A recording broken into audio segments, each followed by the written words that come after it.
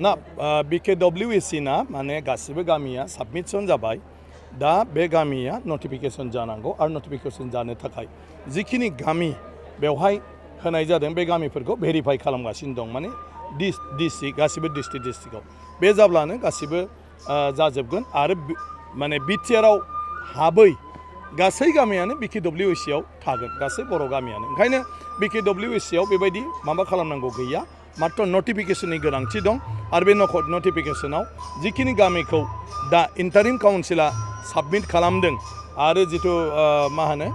UBPOआ submit खालामदों बेखौ गभर्नमेन्टआ दा माने गासिबो डिसि माबायाव नायनो थाखाय हरदों आरो बे क्लियार जानानै फैयोब्लानो नटिफिकेशन जागोन माब्ला फोसाव जानायनि मिजिं दङ बबेयो भिलेज नटिफिकेशना माब्ला फोसाव ना जेब्लानो खामानिया जोबो दा बेखौ बुंबाय थानाय जादों रायलायबाय थानाय जादों बे मथे गासिबो जिल्लायाव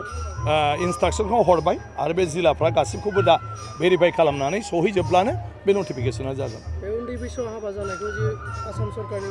गिबि मन्थ्रिया फोसावनानै जि हमनाय रेस्ट खालामनाय जादोंमोन बेनि सायाव पस्क' एक्टखौ बाहायनायाव तृणमूल कंग्रेसनि आफादगिरि रिपन बराया दा CMआ गोरोन्थि खालामदों आरो बेखौ निमाहा बिनानै गावनि मासिनिफ्राय एंग्लायनांगौ बे खोथाखौ राजखान्थि सुबुंफ्रा जेब्लाबो बयखौबो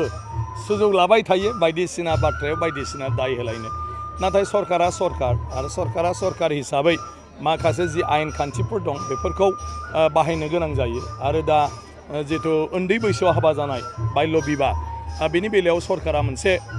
गोख्रों हाबाफारि लादों आरो खुनु मथे माने उन्दै बैसोआव हाबा जानो नाङा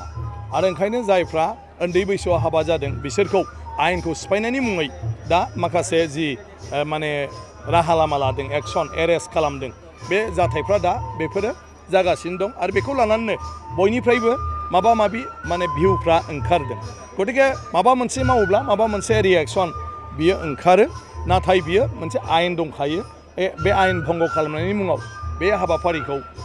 गोख्रोङै मावफुंनो थाखाय दा लादों जेखौ आगोलनि समफ्राव माने बेबायदि गोख्रोङै लाबोनाय जायाखैमोन ओंखायनो आं सानो बे बेलायाव जायहा जि बिनि सायाव माने मा होनो मोनथिनो हानाय गोहो दं बेखौ लानानै सरकारखौ सुबुरुन होयोब्ला आं सानो फैबाय थानाय समाव गोरलैयैनो बे आयेनखौबो जोङो मावफुंनो हागोन आरो आयेन सिफायनाय हाबाखौ रावबो मावनो आवगायनाय नङा आरो बेबायदियै थांबाय थानो हायोब्ला अब्ला बेबायदि जाथाय जिथु जाब्रबदों दा माने माखासे सुबुंफोरखौ एरेस्ट खालामनाय बेबायदि जाथायफ्राबो जोंनि गेजेराव जानाय नङा